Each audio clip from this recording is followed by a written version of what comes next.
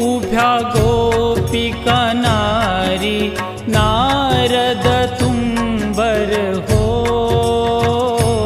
सामगायन करी आरती ज्ञान राजा महाकैवल्य तेजा सेविती साधु संत मनुवेधला माझा आरती ज्ञान राजा प्रगट गुह्य बोले विश्व ब्रह्मची केले